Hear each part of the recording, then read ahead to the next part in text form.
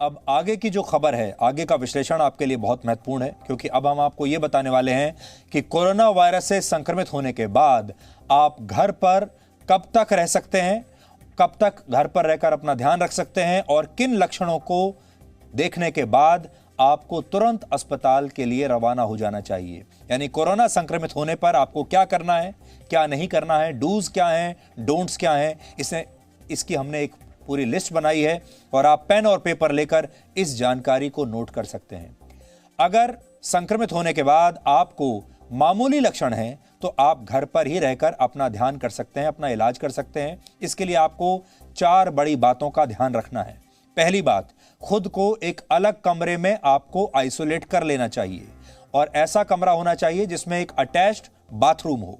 दूसरी बात, अगर हल्का बुखार है या फिर बुखार थोड़ी थोड़ी देर में आपको आ रहा है तो आप पैरासीटामोल की गोली ले सकते हैं। तीसरी बात, दिन में 10 से 15 बार बुखार और ऑक्सीजन सैचुरेशन जरूर चेक करें। आप चाहें तो इसके लिए हर 1 घंटे के अंतराल पर अपने मोबाइल फोन में एक अलार्म लगा सकते हैं। अगर आपके शरीर का ऑक्सीजन लेवल 94 से 100 के बीच है तब तक आपको घबराने की कोई जरूरत नहीं है। इससे कम होने पर, जैसे ही 94 से नीचे जाए, आपको अपने डॉक्टर से तुरंत संपर्क करना है। चौथी बात यह है कि तरल पदार्थों का खूब सेवन करें, लिक्विड्स, और दिन भर में 8 से 10 ग्लास पानी जरूर पिएं। कोई भी लिक्विड आप लें लगातार और पानी तो खूब सारा पिएं। मामूली लक्षण होने पर आपको क्या नहीं करना है, अब यह समझिए। आपको कोई भी दवाई जैसे स्टेरॉइड्स और रेमडेसिविर बिना डॉक्टर की सलाह के बिल्कुल नहीं लेनी है। अब आप यह समझिए कि वायरस के लक्षण गंभीर होने पर आपको क्या करना है। तो अभी तक अगर आपके लक्षण माइल्ड हैं, मामूली लक्षण हैं, तो आपको क्या करना है ये बताया। लेकिन अगर आपके लक्षण गंभीर हैं, ज्यादा हैं, तो आपको क्या करना है। पहली बात, अपने डॉक्टर के संपर्क में हर समय बने रहें। आप चाहें भी अपने डॉक्टर से बात कर सकते हैं, कंसल्टेंसी ले सकते हैं। दूसरी बात, अगर वायरस आप पर ज्यादा असर कर रहा है तो आपको 5 से 7 दिन तक तेज बुखार आएगा और ऑक्सीजन लेवल भी 94% से नीचे रहेगा। इसलिए बुखार और ऑक्सीजन लेवल लगातार चेक करते रहें। तीसरी बात, अगर ऑक्सीजन लेवल का स्तर तेजी से नीचे जा रहा है तो आपको तुरंत अस्पताल के लिए रवाना हो जाना चाहिए। यह वो कट ऑफ पॉइंट है जब आपको अस्पताल और बेड की तलाश शुरू कर देनी चाहिए। इसके लिए आपको करना यह होगा कि आप पहले से यह तय करके रखिए कि आपके घर के आसपास कौन सा अस्पताल है। पहले से बात करके रखिए। आपको ये पता होना चाहिए कि आपके इलाके में कौन कौन से अस्पताल हैं, उनमें बेड्स की जो स्थिति है वो कहाँ है,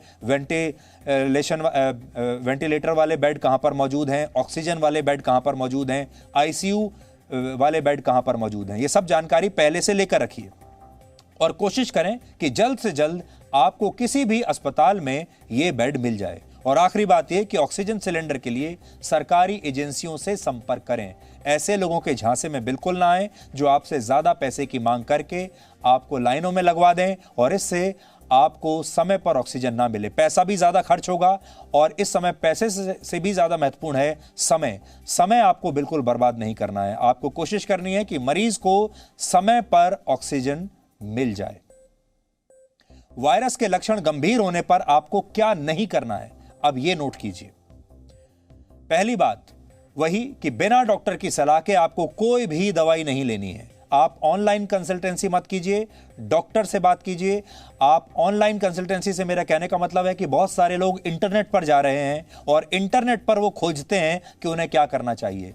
आप डॉक्टर से ऑनलाइन कंसल्टेंसी लीजिए या फिर अपने फैमिली डॉक्टर से फोन पर बात कीजिए।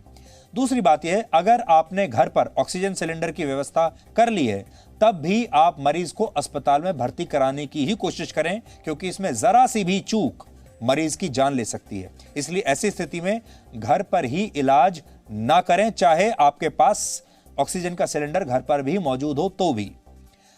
अब आपको जल्दी से ऐसे लक्षण बताते हैं जिनके दिखने पर आपको तुरंत अस्पताल के लिए रवाना होना है। अगर ऑक्सीजन लेवल का स्तर लगातार गिर रहा है तो आपको अस्पताल जाना है।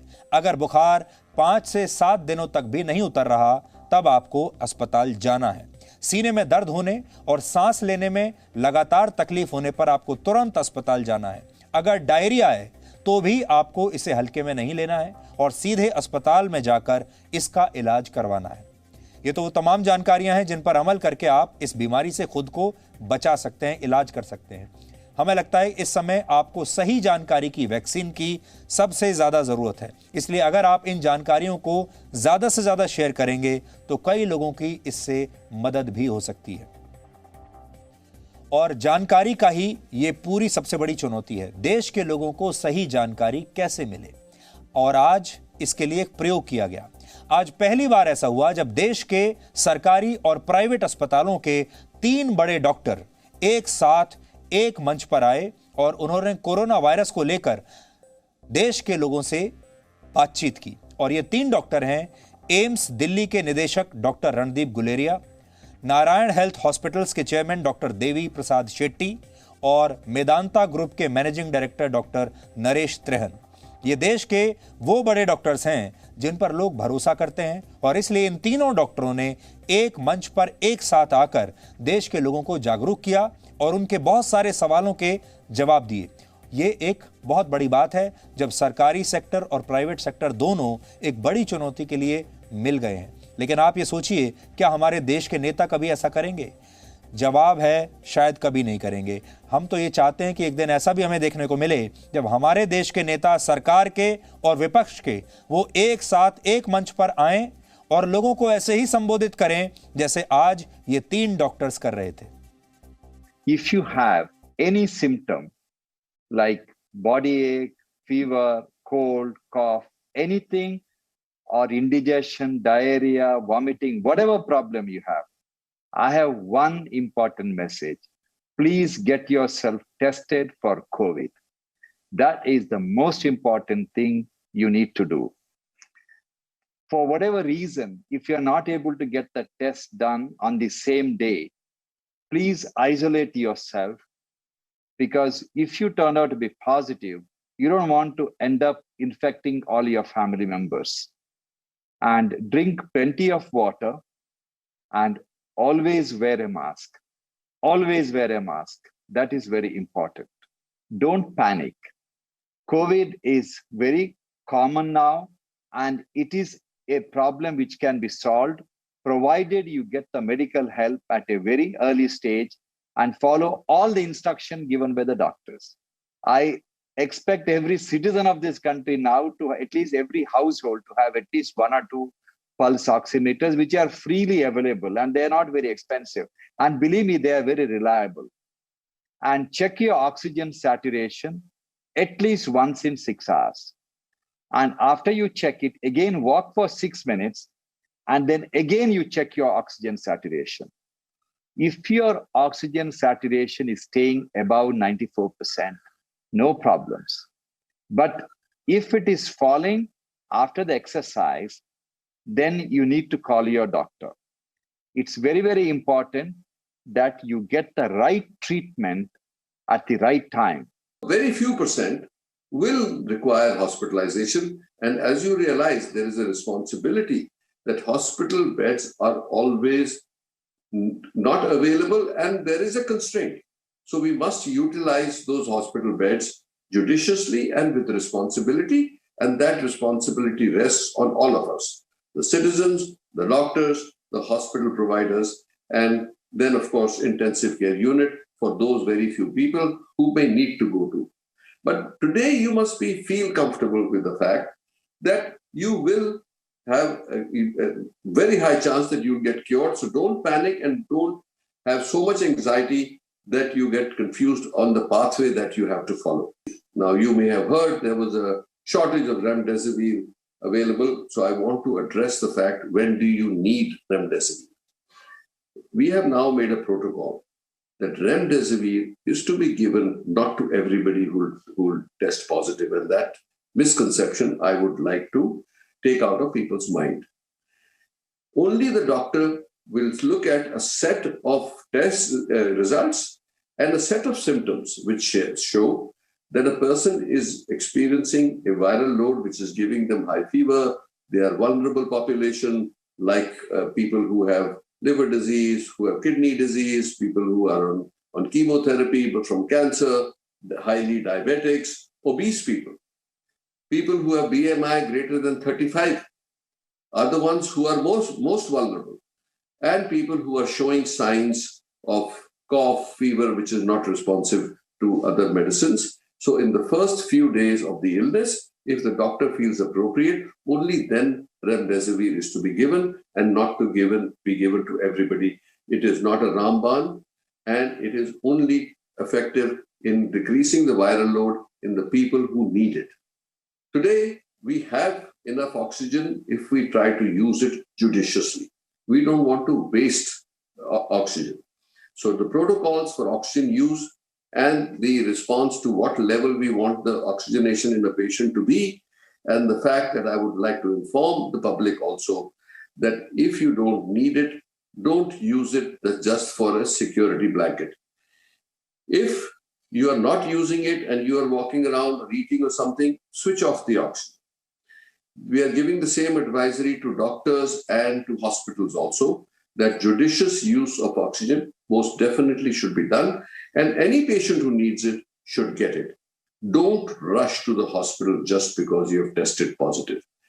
You will be taken care of or will be given beds if everybody participates responsibly in this and the doctor prescribes that, yes, it's time to bring you into the hospital.